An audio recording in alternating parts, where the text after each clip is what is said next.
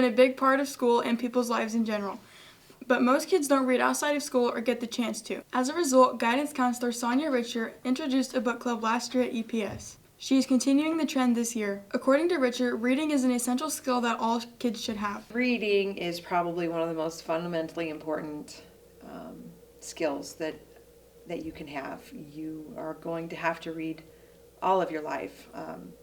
Whether you're blind or not, you can read. And so it's a very important skill. It's also a social skill. It helps you learn to read between the lines socially of looking at the relationships that are inside the books. It also helps you understand plot and what authors do with plot to get their themes across. So there's always a reason an author wrote something.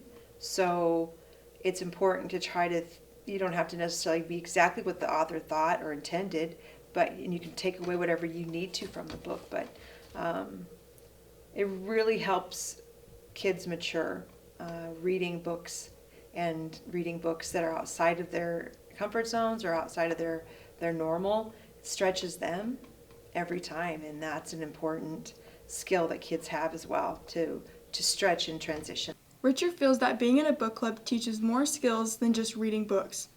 It's just another social place.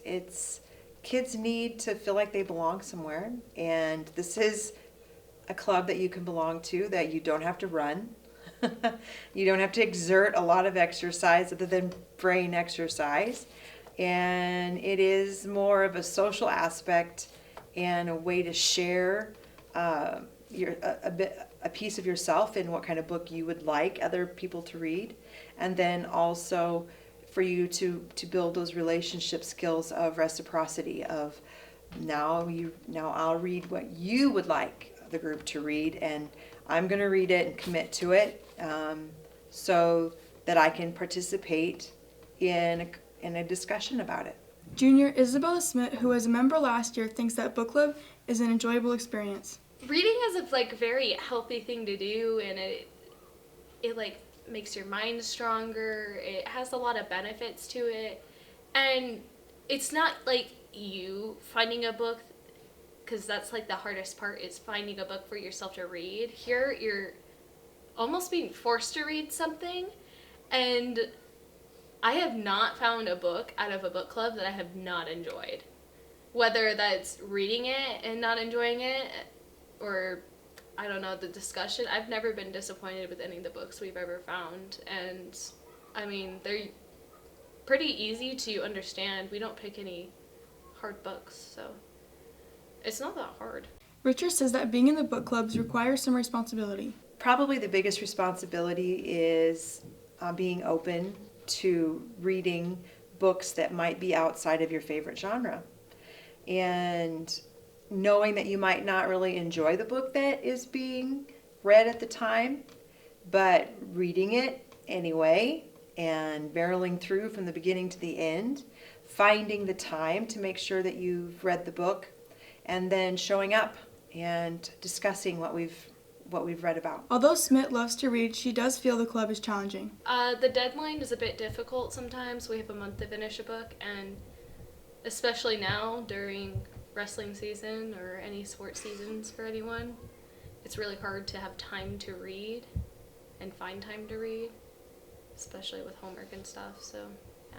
Despite the challenge, Richard thinks that the kids enjoy the conversation. They get really excited about talking about a book. I think a big piece of it is having something to talk about that isn't like gossip or isn't trendy or isn't political of any kind. It's just it's something to talk about outside of all the other things kids talk about. It's just a way of connecting and knowing something that not everyone might not know about because you're part of a club.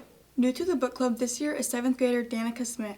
Smith had a specific reason for joining this year. To read books and talk about it, and Isabella also wanted me to join.